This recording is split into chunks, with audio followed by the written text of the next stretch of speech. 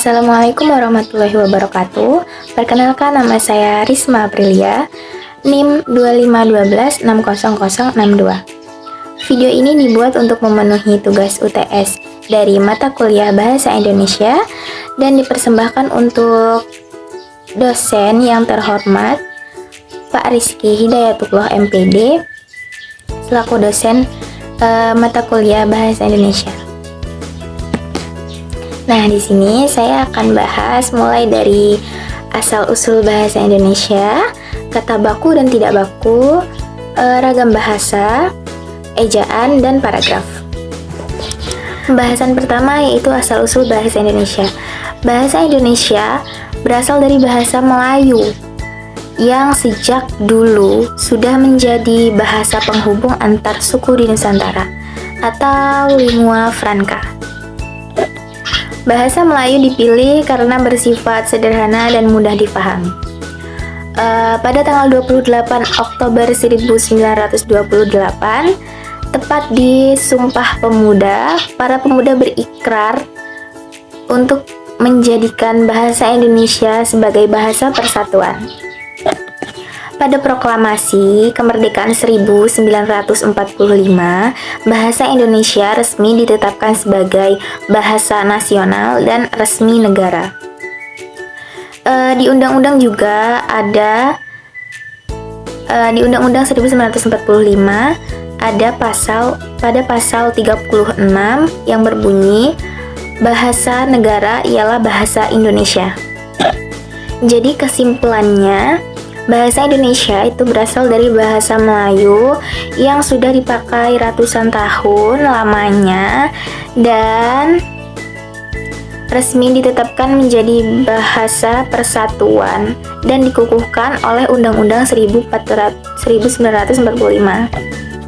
Pembahasan kedua yaitu kata baku dan tidak baku.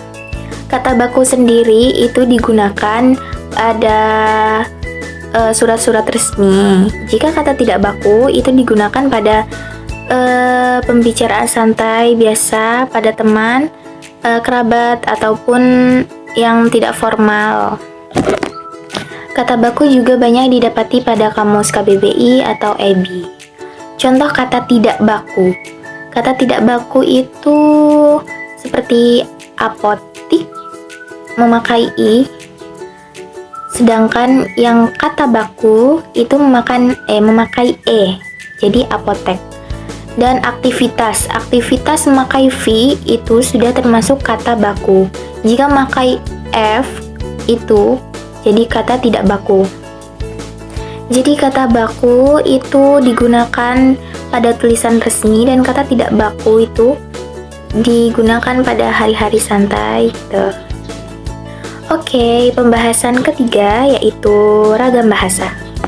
Ragam bahasa dapat disebut juga variasi yang timbul seiring perubahan dan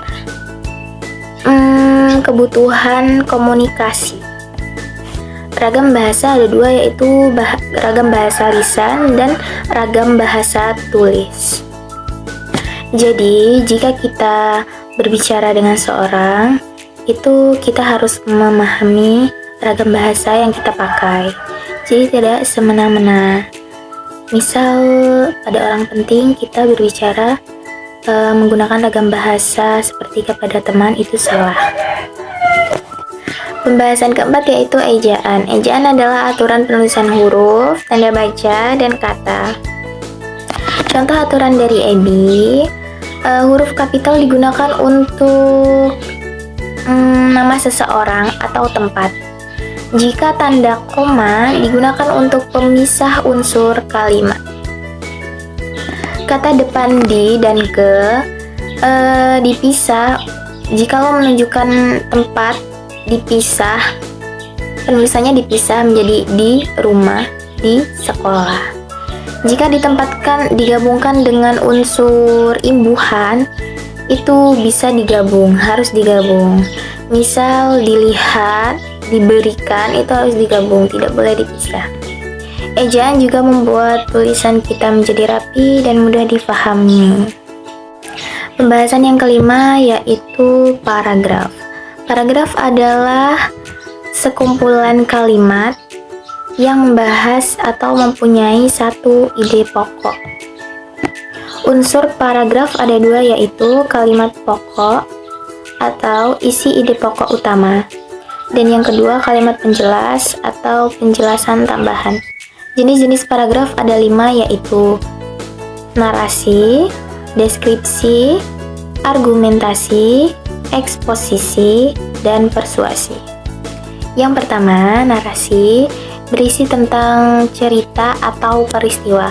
Yang kedua, deskripsi berisi tentang penggambaran sesuatu. Yang ketiga, eksposisi berisi tentang penjelasan sesuatu. Yang keempat, yaitu argumentasi berisi tentang menyampaikan pendapat. Dan yang terakhir, persuasi, yaitu teks yang berisi seperti ajakan pada pembaca atau seseorang. Baik, itu saja pembahasan dari saya. Kurang lebihnya saya mohon maaf, kepada Allah saya mohon ampun. Saya akhiri, wassalamualaikum warahmatullahi wabarakatuh.